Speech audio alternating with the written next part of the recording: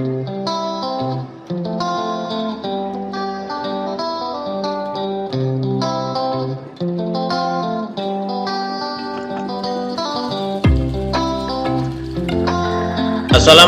warahmatullahi wabarakatuh. Bismillahirrahmanirrahim. Bagaimana kabarnya para sahabat? Mudah-mudahan dalam keadaan sehat walafiat ya. Selamat berjumpa lagi dengan saya Dadang Wahyudin. Pada hari ini saya akan melanjutkan kegiatan kita ya.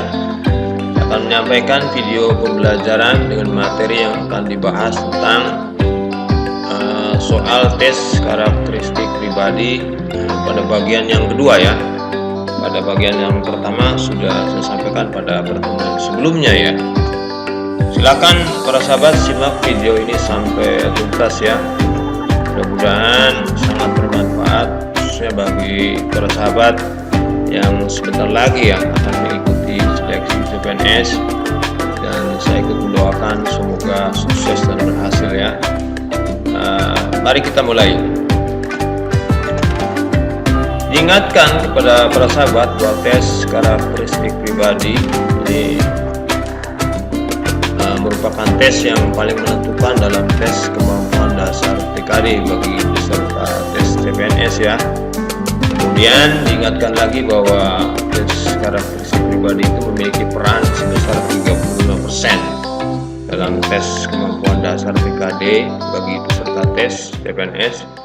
35 soal TKP dari seluruh soal TKD itu kan semuanya 100 ya. Untuk TKP itu 35 soal. Kemudian diingatkan juga bahwa tes karakteristik pribadi itu nilai maksimalnya 35 soal dikali 5 ini.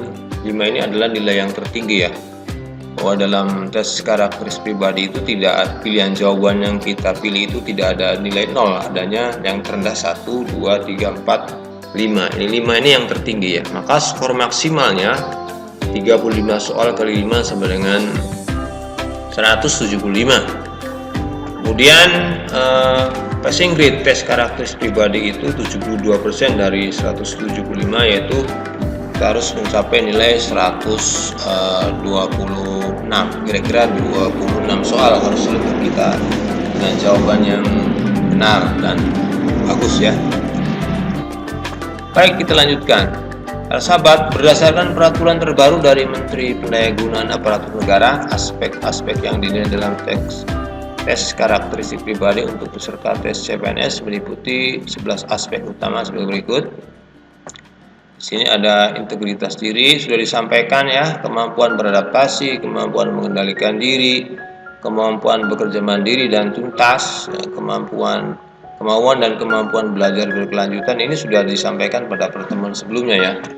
Nah, pada hari ini pada bagian yang kedua kita mulai pada orientasi pada pelayanan, kemudian orientasi kepada orang lain, kemampuan bekerja sama dalam kelompok, kemudian kemampuan menggerakkan dan mengordinir orang lain, 10 kreativitas dan inovasi, yang 11 semangat berprestasi. Ini pada bagian kedua kita akan sampaikan ya. Baik, kita bahas pada soal nomor 1. Seseorang datang ke kantor dan meminta pelayanan saya, padahal saat itu saya baru saja menyelesaikan pekerjaan lain dan masih merasa lelah. Saya akan bagaimana ini? Ini pilihan jawabannya. Sebagai panduan dalam menyelesaikan soal ini, kita ingat dengan aspek utama pada penilaian tes karakteristik pribadi, yaitu tentang orientasi pada pelayanan, meliputi kemampuan untuk, di sini ada kata-kata kunci meminta pelayanan. Maka soal ini berkaitan dengan aspek utama pada tes karakteristik pribadi, yaitu orientasi pada pelayanan, yaitu memberikan pelayanan terbaik, memberikan pelayanan tanpa pandang bulu, mendahulukan kepentingan pelanggan orang yang dilayani, memberikan pelayanan tanpa melanggar aturan. Kita lihat di sini, manakah jawaban yang paling tepat ya untuk mendapatkan nilai 5 ya. Sebab dalam penilaian PKP itu semua yang kita pilih itu ada nilainya dari skala 1 yang terendah sampai yang tertinggi itu 5. Kita upayakan mendapatkan nilai yang tertinggi yaitu 5 ya. Jawaban A, tidak mau melayaninya dan memintanya untuk mencari pelayanan dari teman saya yang lain. Ya, orang lain meminta pertolongan, meminta pelayanan kepada kita, tapi kita justru mengarahkan mencari pelayanan dari teman saya yang lain, teman yang lain ya. Kemudian B, memintanya untuk menunggu sebentar supaya saya dapat menghilangkan rasa lelah saya. Di sini berarti bagaimana kalau keperluannya itu harus segera diselesaikan? Mungkin orang akan menunggu ya.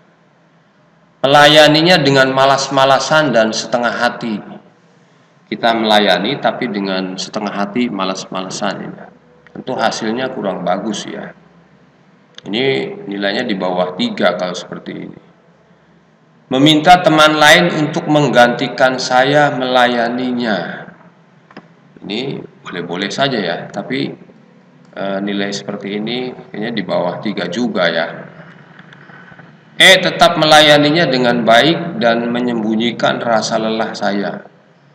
Walaupun kita ini dalam keadaan lelah, tapi kita sembunyikan. Kita utamakan untuk memberikan pelayanan yang terbaik ya, berupaya untuk memberikan manfaat kepada orang lain. Kira-kira pilihan jawaban yang tepat mana para sahabat?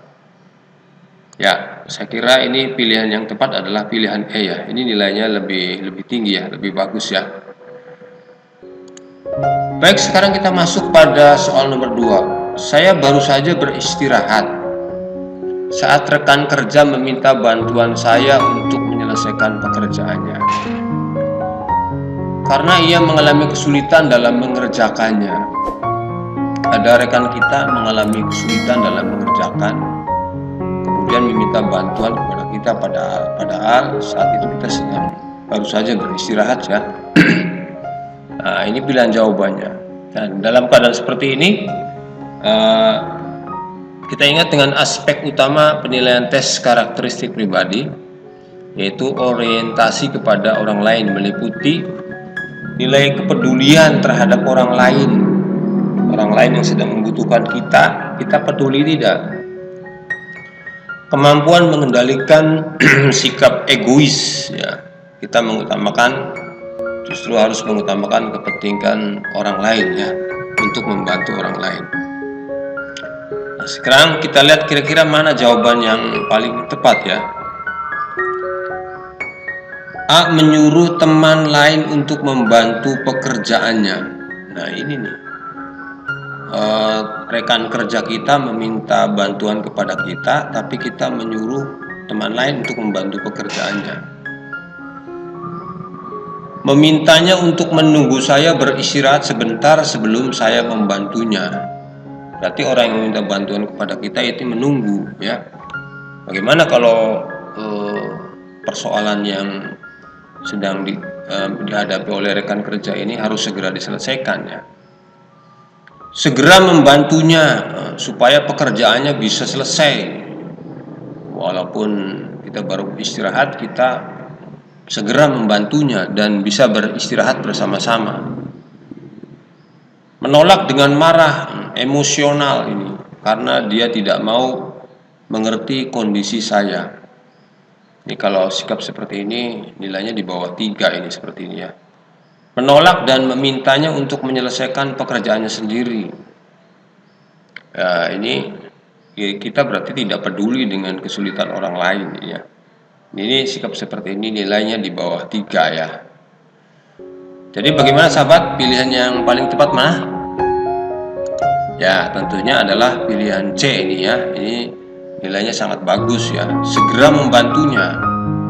Walaupun kita baru istirahat, kemudian ada orang lain meminta pertolongan kita bantu ya, supaya pekerjaannya bisa selesai dan bisa beristirahat bersama-sama. Ini nilainya sangat bagus, membahagiakan orang lain. Mudah-mudahan ada keberkahan, kita juga akan mendapatkan keberkahan karena menolong dan membahagiakan orang lain.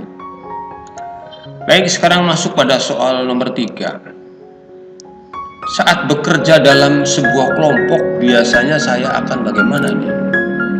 Nah, dalam bekerja ini tidak bisa sendiri, di kantor, di sekolah, atau di mana saja, kita mesti berkelompok bersama orang lain gitu ya. Nah, kita itu harus bagaimana berada pada suatu kelompok ini. Ini sebagai panduan seorang ASN ini, aspek utama dari penilaian tes karakteristik pribadi adalah kemampuan bekerja sama dalam kelompok itu meliputi kemampuan memosisikan diri dalam suatu kelompok. Ya, apakah seorang anggota, seorang ketua, seorang pengurus, sekretaris, bendahara, masing-masing punya tanggung jawabnya ya untuk kepentingan bersama. Bekerja sama dalam suatu kelompok. Dalam suatu kelompok itu harus bekerja sama, tidak bisa sendiri-sendiri ya. Bekerja sama untuk kepentingan bersama. Mendahulukan tanggung jawab kelompok di atas kepentingan pribadi. Nah, kita dalam suatu kelompok itu harus mendahulukan tanggung jawab kelompok di atas pertimbangan pribadi. Menjadi bagian kelompok yang aktif berkontribusi positif, memberikan saran, solusi, ya, masukan untuk kepentingan bersama. Ini sikap kita dalam berkelompok, bekerja sama dalam kelompok itu seperti ini. Nah, kira-kira mana nih? Dari jawaban mana yang tepat gitu ya? A. Meminta anggota kelompok untuk bekerja secara seimbang. Nah, biarkan dulu ya.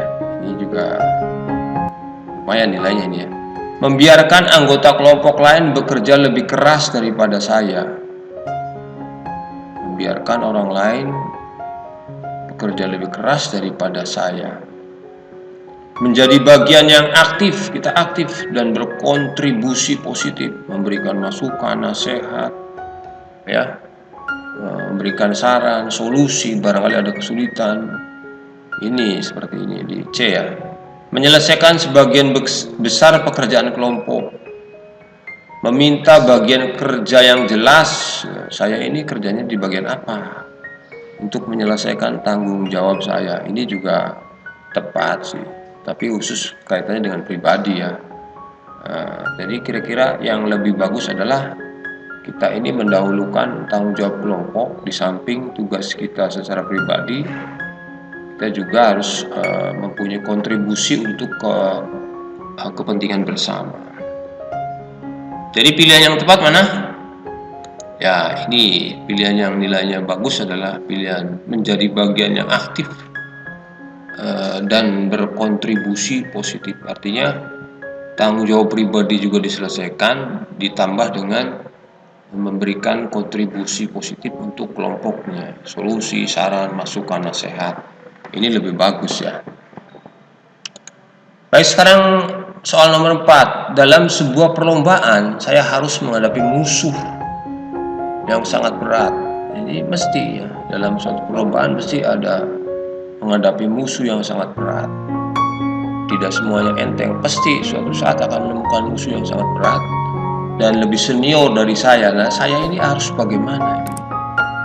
Nah, ini pilihan jawabannya sebagai panduan. Di sini seorang ASN itu punya kemampuan semangat berprestasi, meliputi kemauan untuk meraih prestasi terbaik, memberikan kinerja terbaik, bersaing positif, bukan negatif ya, positif ya. Nah, ini bertanding dengan malas. Bertanding dengan malas karena sudah pasti ini berarti kalah sebelum perang ini. Kalau sudah seperti ini ya lemes keadaannya ya, belum bertanding sudah lemes. B. Mencoba untuk berbuat curang supaya bisa mengalahkannya. Ini berarti bersaing negatif kalau seperti ini. C. Merasa takut dan tidak bisa berkonsentrasi, tidak percaya diri. Ini berarti ya.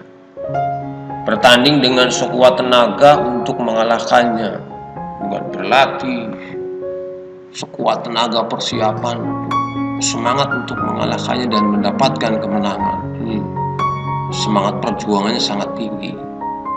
Bertanding dengan semampu saya, ya semampunya aja lah. jangan dipaksakan dan memasrahkan hasil akhirnya, mau menang mau kalah ya boleh-boleh saja ya, tapi di sini kurang semangat ya. Kira-kira pilihannya mana ya teman-teman, para sahabat? Ya, yang terbaik adalah bertanding dengan sekuat tenaga untuk mengalahkannya dan mendapatkan kemenangan. Ya. Sekarang masuk pada soal nomor 5 ini. Dalam sebuah pekerjaan saya menghadapi sebuah hambatan yang tidak saya perkirakan sebelumnya. Ada hambatan kendala yang di luar perkiraan sebelumnya, tiba-tiba muncul suatu hambatan yang baru. Saya akan bagaimana ini nih? Pilihan jawabannya, dalam suatu pekerjaan itu mesti ada suatu kendala terbaru apa gitu. Nah, ini kita ingat dengan aspek utama pada tes karakteristik pribadi. Seorang ASN itu harus punya kreativitas dan inovasi, meliputi kemampuan untuk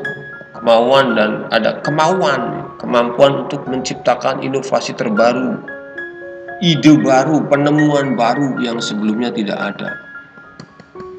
Selalu mengeksplorasi